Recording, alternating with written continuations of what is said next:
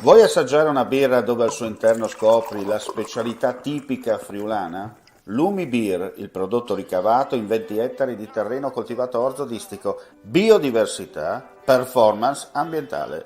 Lumi Beer nelle sue 5 versioni disponibili, 4 per consumo veloce e dissetante e la versione Magnum per intenditori. Lumi Beer si abbina a qualsiasi palato. Lumi Beer è un prodotto esclusivo Azienda Agricola Pancera, il buon seme, i buoni frutti. Scontro tra due auto lungo la strada regionale Udine 60, Colloredo di Prato, frazione di Pasean di Prato. Per cause in corso di accertamento da parte della polizia locale sul posto per i rilievi di legge, nel tratto in rettifilo c'è stato l'impatto. I due guidatori sono stati presi in consegna dal personale sanitario e trasferiti in ambulanza al vicino ospedale di Udine, dove si trovano ricoverati in prognosi riservata, entrambi fuori pericolo di vita.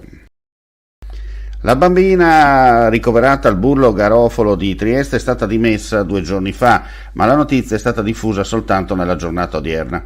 Alla luce degli ultimi accertamenti, i sanitari del nosocomio triestino si attendono un completo recupero senza conseguenze, hanno fatto sapere attraverso una nota stampa. Comunque è previsto nei prossimi giorni un follow-up stretto al Burlo con controlli periodici fino alla completa guarigione. È deceduto per annegamento in seguito ad arresto cardiocircolatorio un turista svedese di 59 anni.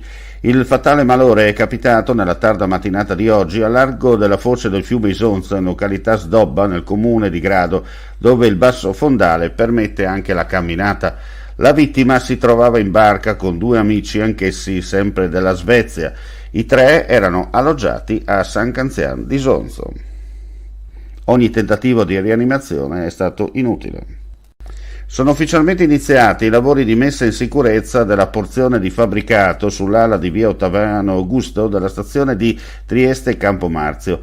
I lavori porteranno alla realizzazione della prima stazione Museo d'Italia, interamente dedicata al mondo ferroviario, con un focus particolare sulla storia delle ferrovie del Friuli, della Venezia Giulia e delle terre un tempo italiane dell'Istria e della Dalmazia.